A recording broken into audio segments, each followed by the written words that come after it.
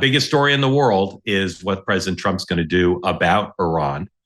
As I sit here recording this now, whether you're watching it on YouTube or listening as a podcast, and please like, subscribe, et cetera, we don't know what he's going to do. And by the time you hear my voice or watch me, maybe the story will be quite different. So we can't game that out completely. But what we can do is I can tell you some things I've learned in the last few days talking to my sources inside and outside the Trump administration, folks on Capitol Hill, people who know Donald Trump well, about what some of the fundamentals are here. What are some of the things that I think other folks may be getting wrong or not talking about very much, or maybe underappreciating in the dynamic. And these dynamics will be true whether Donald Trump takes what's behind door number one, which is military strike against Iran, or door number two, which is a last-minute negotiated settlement, which presumably would occur on terms more favorable to the United States and to Israel than what was on offer before Israel started its military offensive against Iran.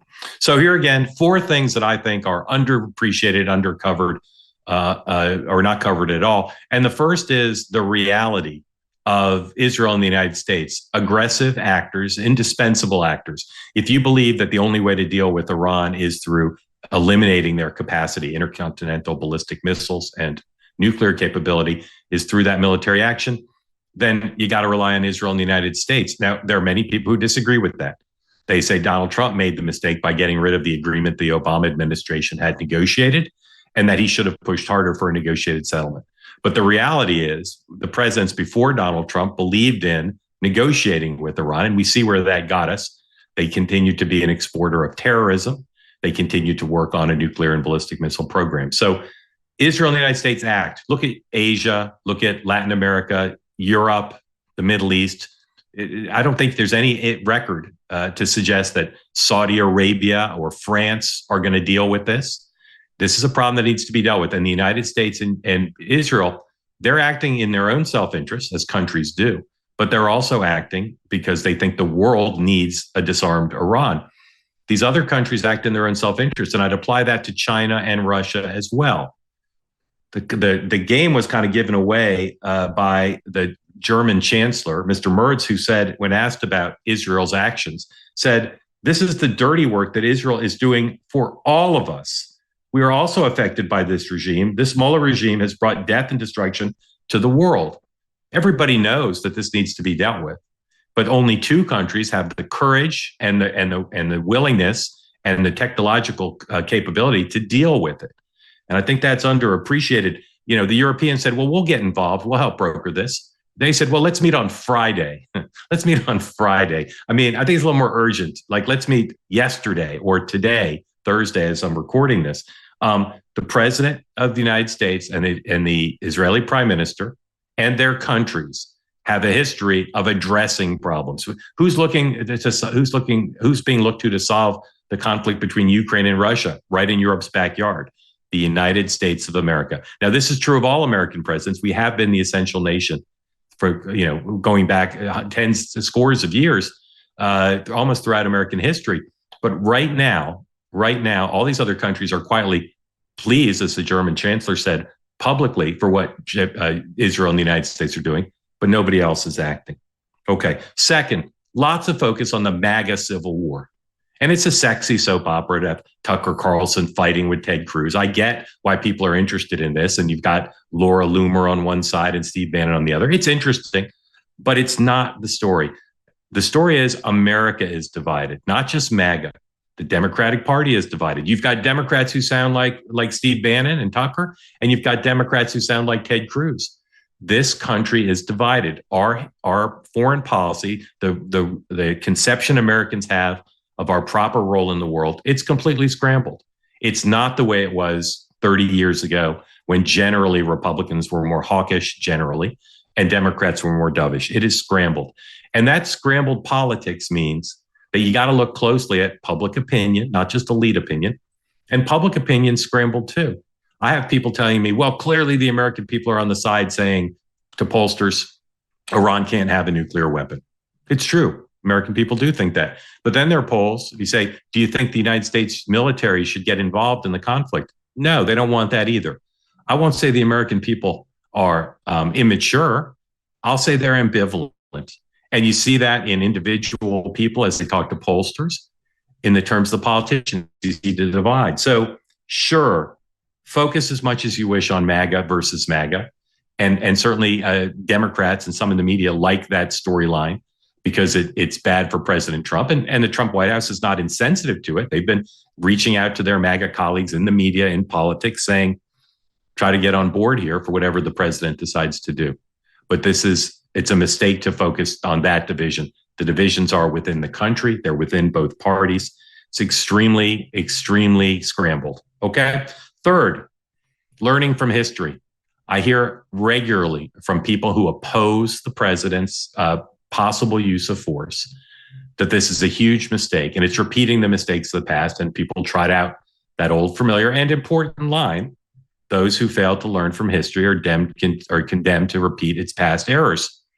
Yeah, you should learn from history. But the history people are pointing to is the history of Vietnam, the history of Afghanistan, the history of Iraq, where American involvement ended by any objective measures in a horrible place. But when you talk to people around the president, that's not the right way to look at the history, because that history involved America getting involved and then doing something that Donald Trump will never do.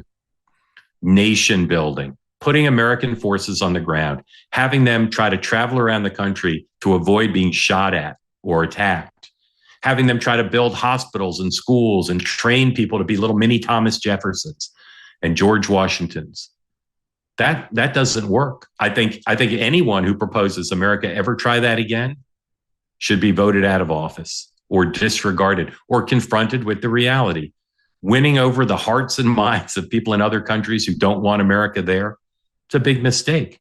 But I have not heard anyone around the president or the president himself publicly propose that. There's no doubt that even if the action is extremely limited, even if it just involves going after a few sites for nuclear production that the Israelis can't get themselves as easily or at all compared to the United States, that could have negative consequences.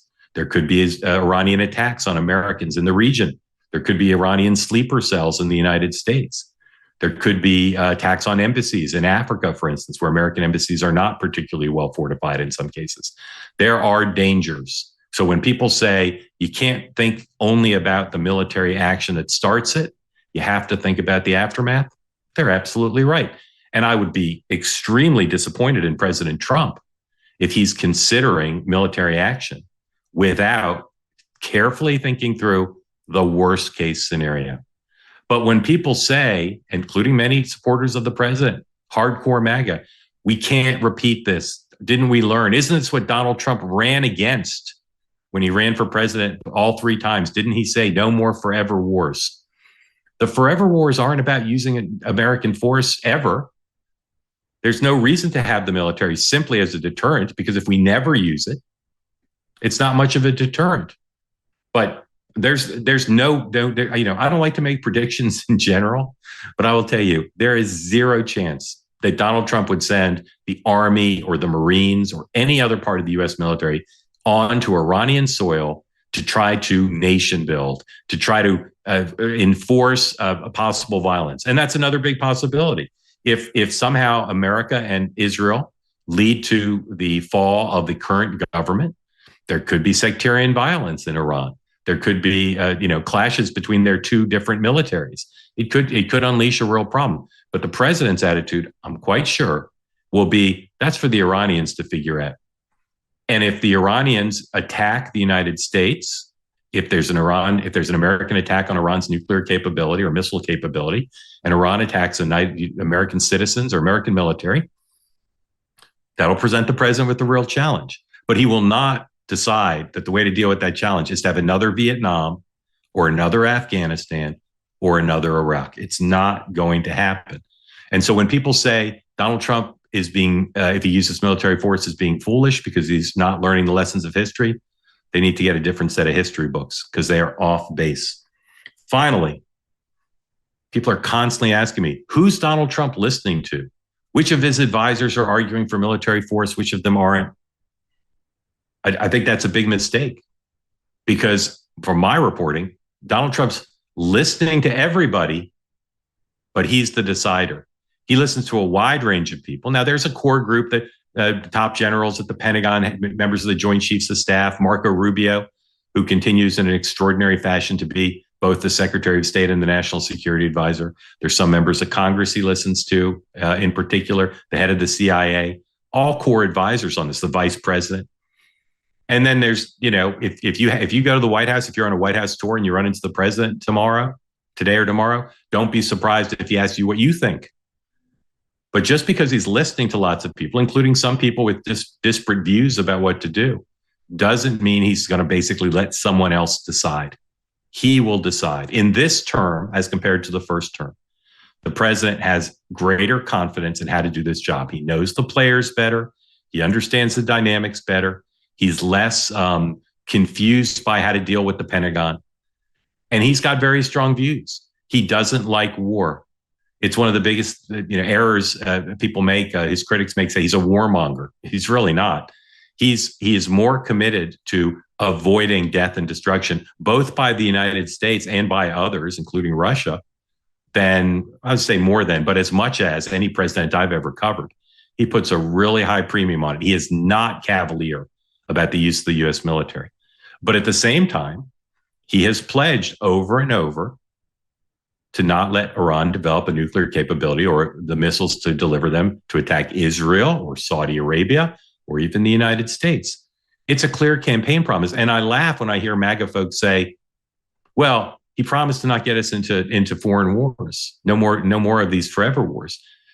The White House this week put out a document showing all the times that Donald Trump as a candidate, Donald Trump as president has said, Iran cannot have nuclear weapons.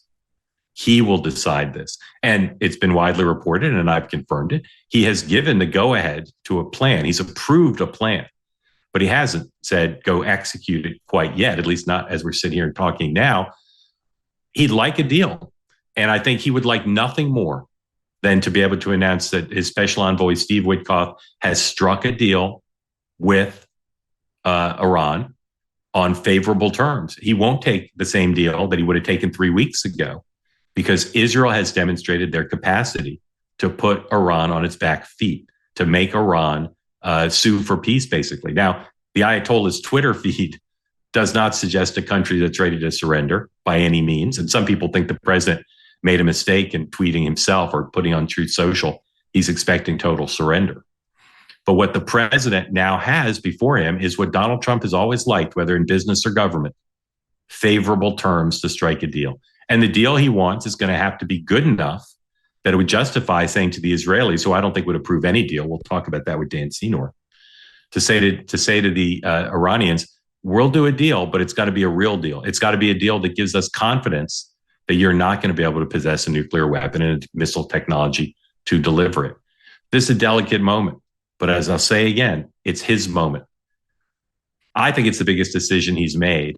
David Ignatius, who's been on this program, one of the smartest people I know about international relations, was on Morning Joe. And he drew his own historical reference, which is to what John F. Kennedy did during the Bay of Pigs. Kennedy faced a huge choice, or not during the Bay of Pigs, sorry, the Cuban Missile Crisis, faced a huge choice. 90 miles off the coast of Florida, the Russians seemed to be building a capability there that was not tolerable for the United States. And Kennedy, who was a young new president, was being given all sorts of advice about what to do. Lots of different options. Bomb the Russians, bomb Cuba, blockade the island.